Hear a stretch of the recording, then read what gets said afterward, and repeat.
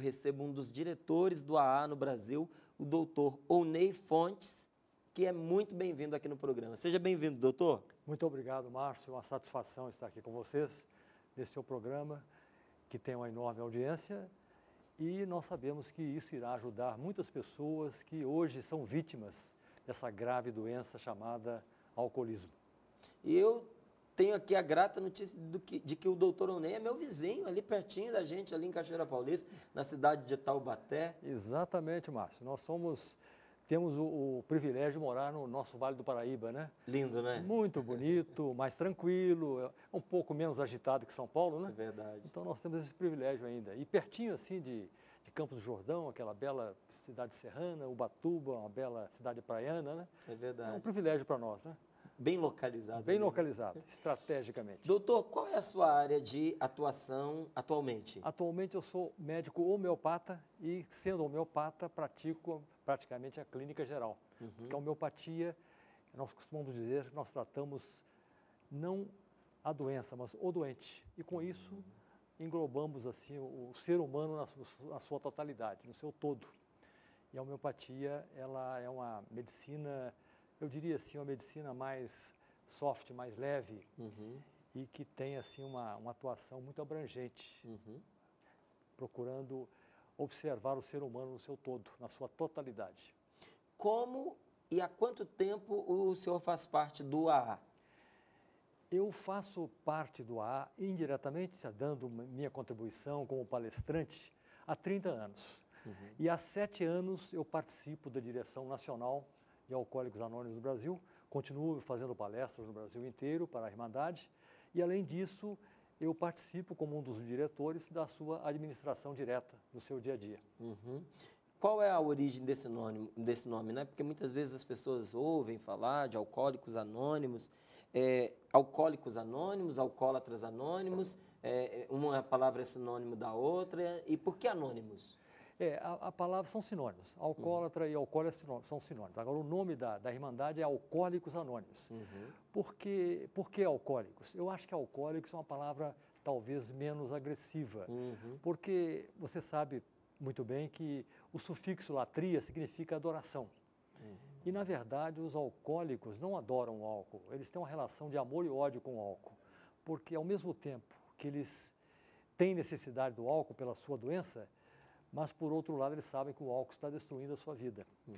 Agora, quanto à origem do nome, isso lá nos quase 80 anos atrás, que é mais ou menos o tempo em que foi fundado o Alcoólicos Anônimos, houve assim uma discussão entre os seus cofundadores qual o nome. O primeiro nome sugerido foi A Saída, que seria a porta de saída para os portadores da doença alcoolismo. Mas foram pesquisar e descobriram que existiam já vários livros com esse nome, A Saída, porque eles iam publicar um livro. Aí, conclusão, alguém sugeriu esse nome, por que não Alcoólicos? E por que não Alcoólicos Anônimos? E o nome pegou. E hoje é um nome que efetivamente identifica essa irmandade que existe em mais de 180 países, no mundo inteiro praticamente, né? E que vem salvando milhares de vidas em todas as regiões onde ela atua. Agora, por que Anônimos? O anonimato é um alicerce fundamental dessa irmandade e eu explico a você, são 2 motivos principais. O primeiro é a preservação do portador da doença alcoolismo, porque existe um estigma muito grande, um preconceito muito grande contra o alcoólico. Aquele estereótipo, né, que o alcoólico é aquele indivíduo sem teto, sem casa, caído na sarjeta, é um indivíduo sem vergonha, sem moral, é um estereótipo, quando na verdade é um portador de uma doença. E esse anonimato preserva o alcoólico deste estigma. E, por outro lado, preserva também a irmandade, a entidade. Por quê? Porque um membro de Alcoólicos Anônimos, ele pode estar fazendo a sua recuperação e, às vezes, há muitos anos, mas um belo dia ele pode acontecer dele recair, dele voltar a beber. E se ele foi uma pessoa que, por exemplo, esteve na mídia fazendo um trabalho, como eu estou aqui agora conversando com você, vai gerar o descrédito para a Irmandade. Não, mas essa Irmandade não funciona. O fulano teve na mídia tal, o ano passado, falou para todo mundo, falou para todo mundo, deixado. Exatamente. Teve uma entrevista lá com o Márcio, falou que tinha deixado e agora ele recaiu. Então, esse trabalho de mídia, por exemplo, nós fazemos nós que somos os amigos de Alcoólicos Anônimos, como é o meu caso, que podemos aparecer na mídia. Os membros de Alcoólicos Anônimos preservam o anonimato em função desses dois fatores, preservar a si próprio e preservar a entidade. Uma atitude imensamente prudente, não é? E generosa. Muito bom. Agora, o senhor usou aqui um termo que eu acho que é muito importante. O senhor usou já por 2 vezes, que o alcoólico, ele é uma pessoa doente, não é? E a gente sabe que de um tempo para cá, cada vez mais tem se usado essa terminologia, porque antes se usava muito do vício, não é? Ele é viciado em álcool, não é? É um bêbado, não é? E hoje a gente vê mais vezes, principalmente nos meios de comunicação social, não é? Referir-se ao alcoolismo como uma doença. É uma doença mesmo? E por que é uma doença? O que caracteriza essa doença? Sem dúvida, hoje está comprovado que é uma doença, inclusive é aceita como doença pela Organização Mundial de Saúde, já tem o seu código, naquele livro, o Código Internacional de Doenças, está lá rotulado, o alcoolismo tem a sua sigla direitinho. E por que é doença? E é mais sério ainda, é uma doença crônica, progressiva e incurável, não tem cura. O alcoólico, ele vai carregar essa doença para o resto da sua vida. Mesmo aquele que nunca pôs uma gota de álcool na boca? Mesmo aquele que nunca pôs uma gota de álcool na boca, porque a doença tem origem genética. Há famílias de alcoólicos em que várias pessoas naquela família são portadores dessa doença. E muitas vezes vários perecem, acabam falecendo fruto do seu alcoolismo incontrolável. E alguns, percebendo isso, nunca ingerem nada de álcool, porque já sabem que provavelmente terão herdado aquela doença. Gente, olha que informação importantíssima. Exatamente. Então, muitos que são portadores dessa doença nunca desenvolverão os sintomas dela porque não farão uso do álcool. Por isso que eu estou dizendo para o senhor que é uma informação importante, porque olha que orientação salvífica você pode dar a um jovem que ainda não bebeu. Não é? Meu filho, você não beba, porque nós temos um histórico de alcoolismo na nossa família, provavelmente você tem essa doença. Exatamente. E o dia que você colocar uma gota de álcool na boca, provavelmente não será a única gota. Não é? Então, aquele garoto ou aquela moça, sabendo disso, se priva dessa experiência terrível, não é? Exatamente. E quantos poderiam ser salvos com uma informação dessa? Por isso que é da mais alta relevância programas como o seu, que vão levar ao grande público informações importantes a respeito dessa doença. Porque o que acontece é que 15% da população, isso é uma estatística mundial, sofre da doença alcoolismo. Então, você imaginando que o Brasil tem cerca de 200 milhões de habitantes, então serão 30 milhões no Brasil que têm a doença alcoolismo. Muitos nem sabem que têm. Então, é muito relevante isso.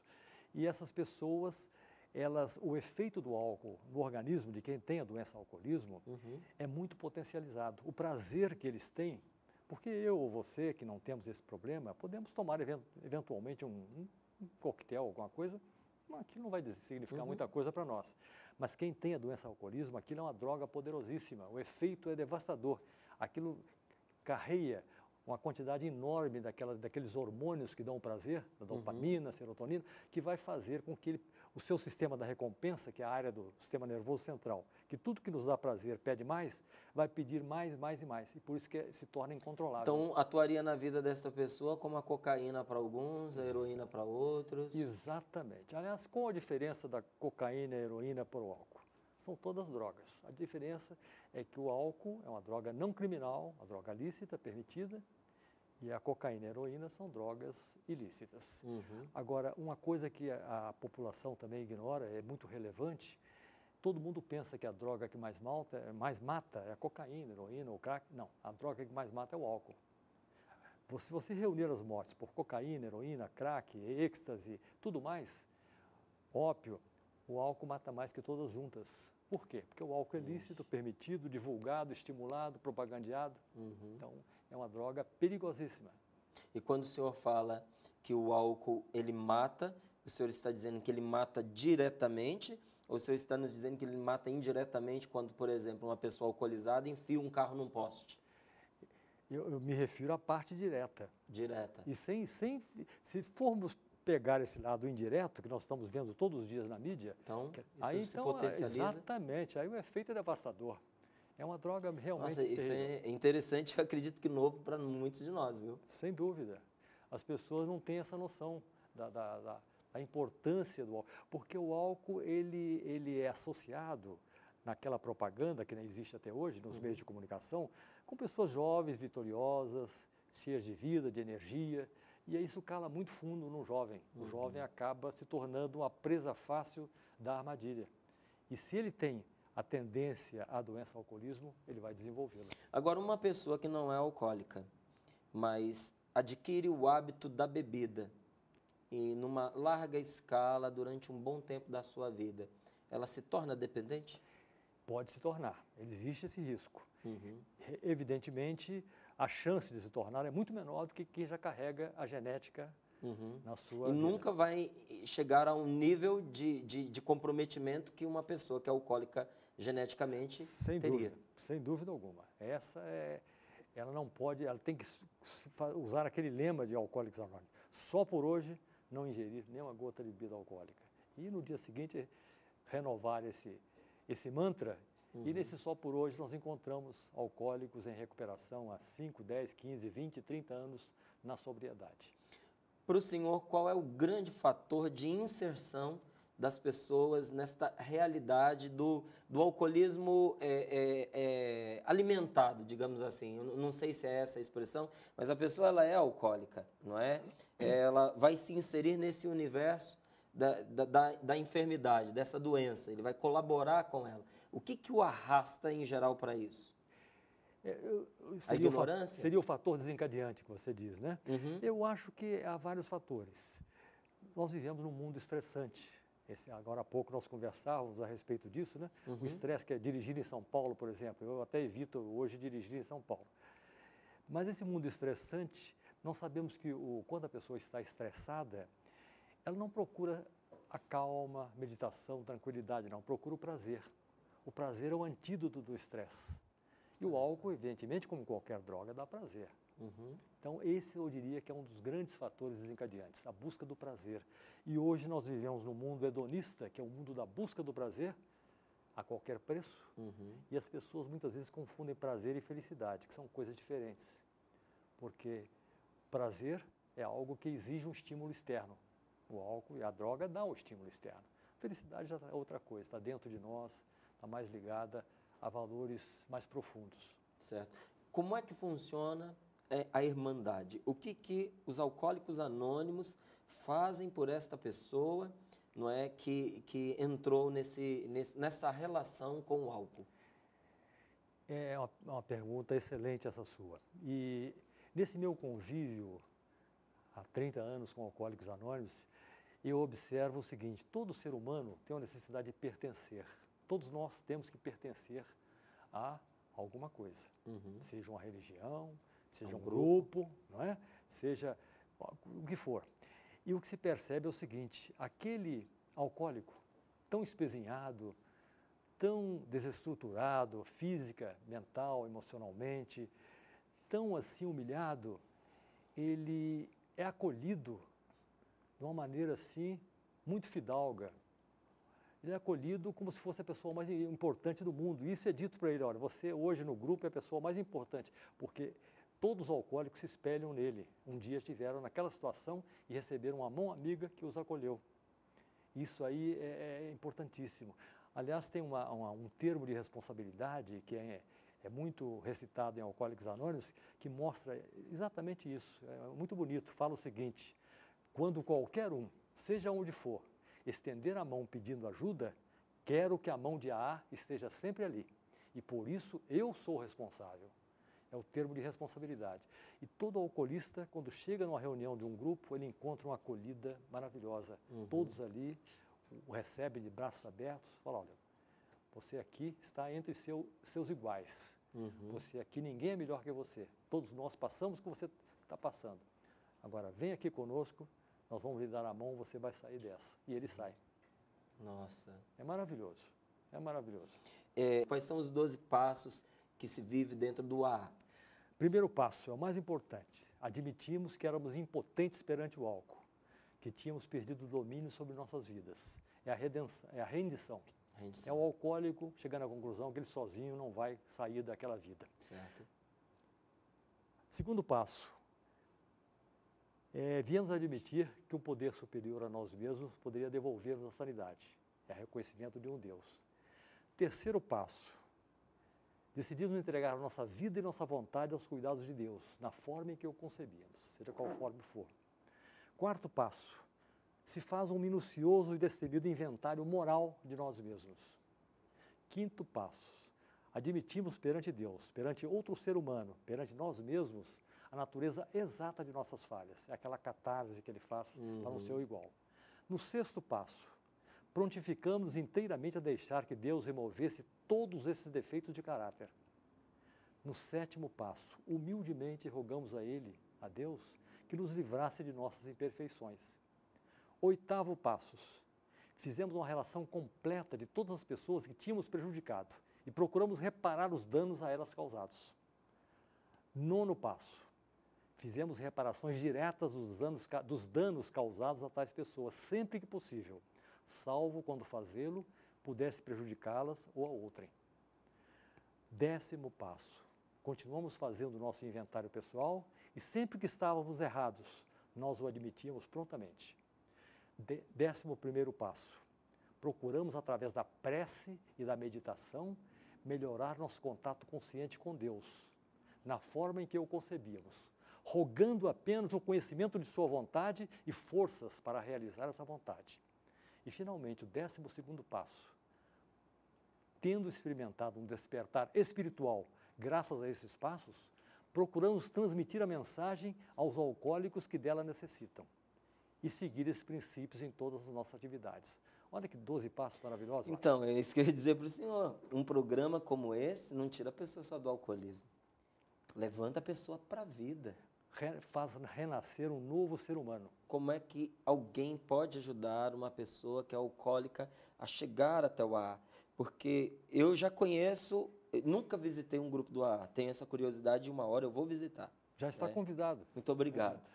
Tenho realmente uma curiosidade sadia em relação ao AA, porque eu encontro com muitas pessoas e algumas delas enfrentando o drama do alcoolismo e por causa dos testemunhos que eu já ouvi, de pessoas diretamente envolvidas, eu não tenho nenhum receio de indicar, não é?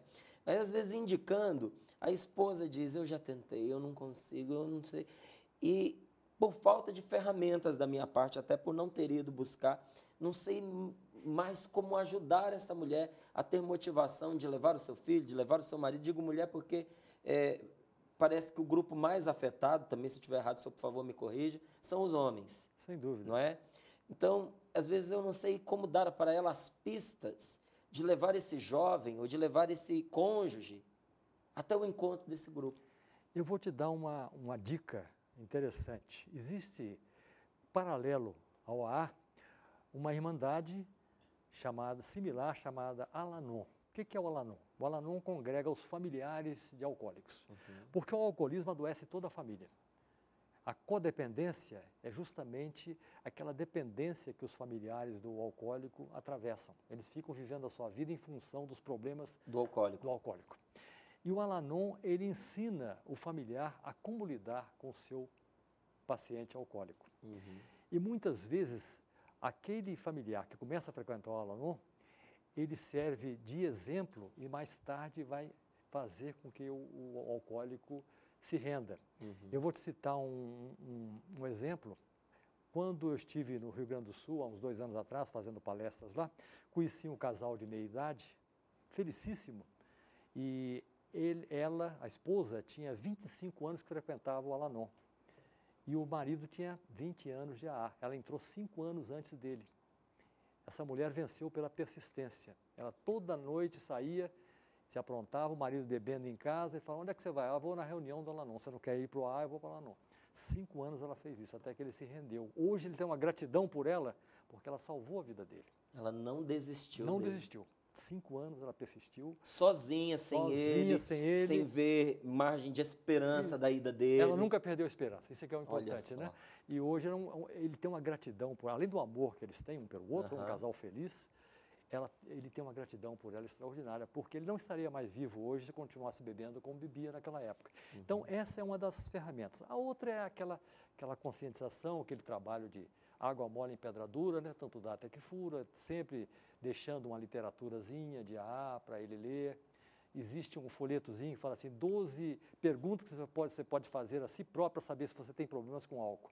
E são perguntas muito ilustrativas. Coloca uma mesinha ali no banheiro com um vasinho de flor, deixa ali. Exatamente. Às vezes o cara olha e nossa, mas eu estou respondendo 10 dessas perguntas, não é possível, acho que eu devo ter problema com álcool, né? Um dia a ficha cai, né?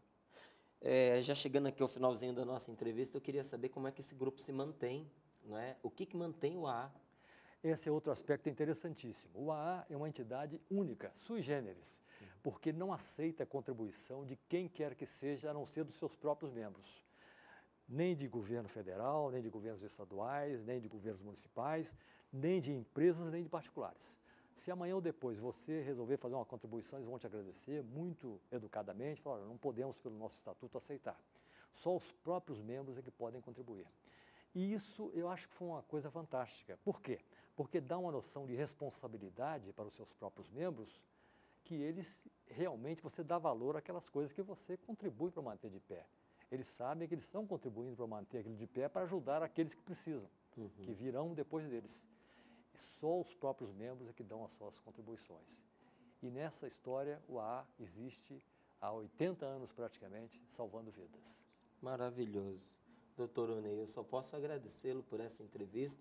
Não é? Eu sei que nós teríamos muito mais coisas a falar sobre o AA, mas eu acredito que aquelas coisas mais importantes que a gente precisa saber a respeito, nós falamos aqui que a existência desse grupo, a sua capacidade de recuperação das pessoas que estão afetadas, não é? Que são afetadas pelo alcoolismo, que têm essa doença e que desenvolveram a prática da bebida, não é? Caminhos para se chegar até lá, não é? E, sobretudo, essa gota de esperança que é colocada no nosso coração quando a gente ouve uma pessoa que está lá dentro e que vê isso de fato acontecendo, dizendo para a gente, funciona, vale a pena a gente percorrer esses passos. Sem dúvida. E como funciona?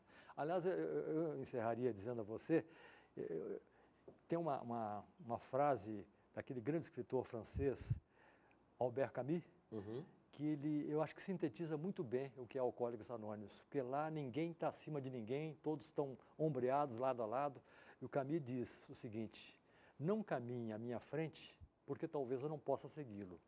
Não caminhe atrás de mim, porque talvez eu não possa guiá-lo. Caminhe ao meu lado e seremos amigos. Muito bom. Diz tudo, né? Diz tudo. Quero agradecer aqui ao Dr. Oney e quero fazer também uma indicação para você, porque este livro, que se chama Como se dar bem com quem você quer bem, nasceu de um dos motivos de estresse que muitas vezes inserem as pessoas no alcoolismo, que é a solidão. Tem muita gente que vive a solidão. E uma pesquisa realizada por um neurocientista norte-americano levou a esses dados estatísticos muito sérios, de que hoje a solidão ela mata mais pessoas do que a obesidade, do que o tabagismo. Não é? Porque causa uma desordem hormonal na pessoa tão grande que ela não consegue descansar, desenvolve sérios problemas cardiovasculares, além da propensão de compensar essa solidão pelo prazer, muitas vezes se refugiando no álcool. Não é? Se o alcoolismo é a doença de alguns, não é 15%, que alguns que são muitos, a solidão tem sido uma doença, olha, de grande parte da população, principalmente porque você pode experimentá-la mesmo estando acompanhado.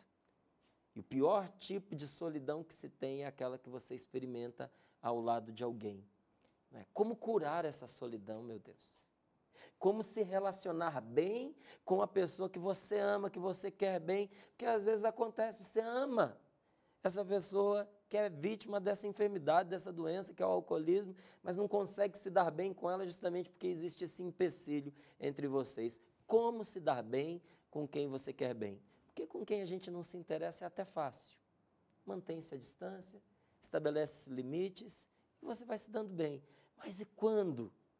a Aquela pessoa com a qual você não consegue se dar bem é quem você ama. Esse livro traz caminhos maravilhosos de libertação, de cura do coração, das emoções, da alma, inspirado na Sagrada Escritura. E eu gostaria de colocá-lo à sua disposição. Você pode adquiri-lo pelo telefone 0, código da operadora 12, 3186 2600 ou através do nosso site loja.cançãonova.com. Eu agradeço você pela companhia, por esse bate-papo gostoso. Eu, Dr. Owney, você aqui, e nós temos um encontro marcado na nossa próxima segunda-feira, às 22 horas, aqui nesse nosso querido canal da TV Canção Nova. Até lá, se Deus quiser.